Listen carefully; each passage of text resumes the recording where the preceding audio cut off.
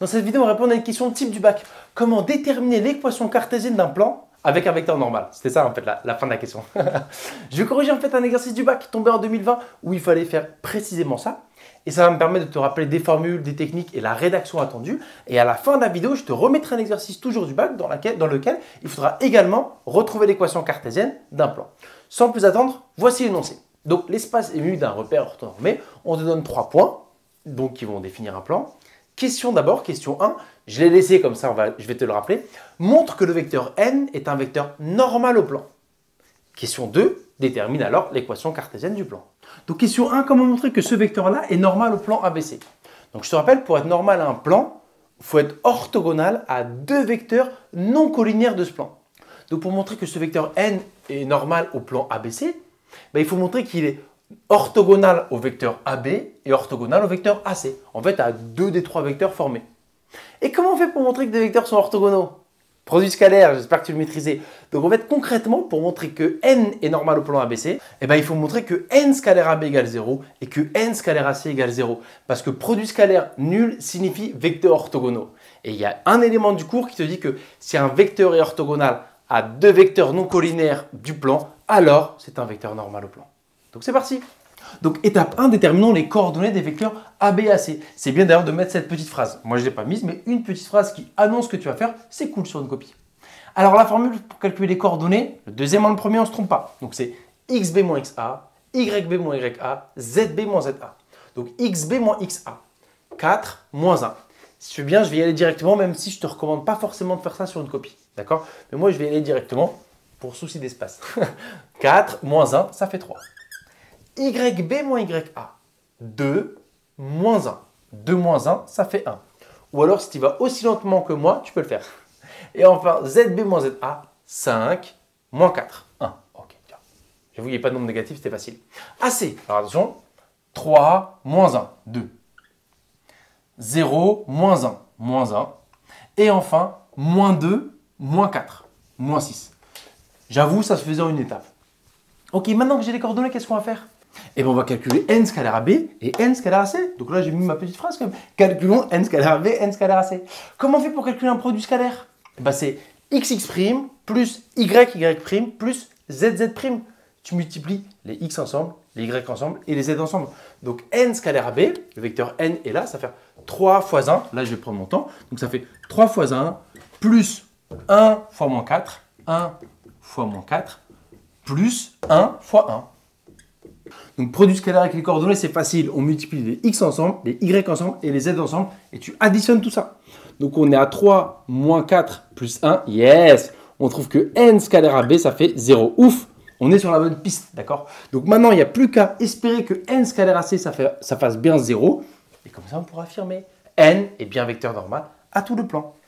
Je vais y aller un peu plus vite. N scalaire AC, donc ça fait 2 fois 1, ça fait 2. Plus moins 1 fois moins 4, ça fait plus 4. Donc 2 plus 4. Et enfin plus moins 6 fois 1. Moins 6 fois 1, ça fait moins 6. 6 moins 6, ok, yes à nouveau. On trouve que n scalaire AC égale 0. C'est important de mettre en exergue les éléments qui vont te permettre de conclure. Parce qu'une fois que tu as ça, tu fais une belle phrase de conclusion que je ne vais pas écrire, mais retiens-la. Le vecteur n est orthogonal à deux vecteurs non collinaires de ce plan. Donc, n est un vecteur normal au plan ABC. J'ai pris le temps pour que tu la retiennes. Question de la présente, celle qui nous intéresse, détermine une équation cartésienne du plan P. Donc hop, je t'ai remis un élément de cours en fait. Un plan P, une équation cartésienne, c'est AX plus BY plus CZ plus D égale 0. Donc déjà en fait, quand on te demande l'équation cartésienne d'un plan, qu'est-ce que tu cherches? On cherche ABCD.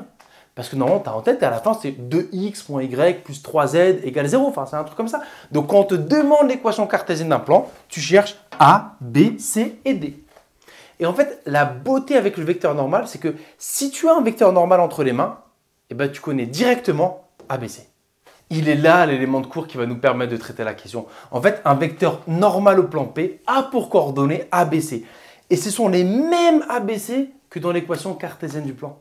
C'est pour ça que j'ai pris mon temps pour refaire la question 1, même si je l'ai fait dans une autre vidéo, pour montrer que ce vecteur n est un vecteur normal au plan. Donc le plan P, le plan ABC dont on cherche une équation cartésienne, déjà on connaît son A, son B, son C. C'est 1, moins 4 et 1. Tu vois. ABC, il saute si tu as un vecteur normal de ton plan et tu cherches une équation, et ben ABC, il saute. Il ne reste plus qu'à trouver D. Très important de mettre de la rédaction. Donc, le plan P, à l'heure où on parle A pour équation cartésienne, bah, classique, celle du cours. Hein. AX plus BY plus CZ plus D égale 0. Or, d'après la question 1, le vecteur N est un vecteur normal au plan P. Donc, comme je t'ai dit, voilà A, voilà B, voilà C. Tac, je te l'écris avec un peu de couleur pour que tu vois bien. Donc, en fait, ça fait 1X ou X moins 4Y plus Z plus D égale 0. Tu vois, c'est du bonheur le vecteur normal. Donc en fait, c'est une question assez facile. Déterminer l'équation cartésienne d'un plan, si tu as un vecteur normal, c'est très facile. Tu cherches 4 éléments, le vecteur normal, il t'en donne 3. Reste à trouver D. Comment on fait? En fait, soit je vais te livrer la technique, hein, mais si on réfléchit une seconde, pour aller chercher D, en fait, il nous faudrait X, Y et Z. Comme ça, D apparaît, tu vois. Mais X, Y, Z, bah, c'est les coordonnées, tu vois. Donc c'est les coordonnées des points qui sont sur le plan. Est-ce que tu connais des points qui sont sur le plan? Bah oui, on en connaît 3, ABC. Donc en fait, pour aller chercher D, on va remplacer X, Y et Z par les coordonnées d'un point du plan. Et là, on en a 3, donc tu choisis soit A, soit B, soit C. Donc généralement, on se prend par la tête, on prend A. Or, le point A, il appartient au plan P. Ça veut dire que ces coordonnées vérifient l'équation du plan. C'est important d'être à l'aise avec ces tournures de phrases, d'accord? A appartient au plan, donc ces coordonnées vérifient l'équation du plan. Donc je vais pouvoir remplacer X par 1, moins 4 fois 1, plus Z, 4, plus D égale 0. D'accord? J'ai eu des scrupules, je t'ai mis des couleurs, d'accord, pour que tu vois bien. 1, 1, 4, les coordonnées du point A. Bah, c'est fini, tu vois, je peux aller chercher D. Donc on a 1, moins 4 plus 4. Moins 4 plus 4, ça fait 0. Donc je vais aller un peu vite, ça veut dire que D égale moins 1. Okay, parce que moins 4 fois 1, moins 4. Moins 4 plus 4, 0. Donc D égale moins 1. Okay, sinon au pire, tu le refais.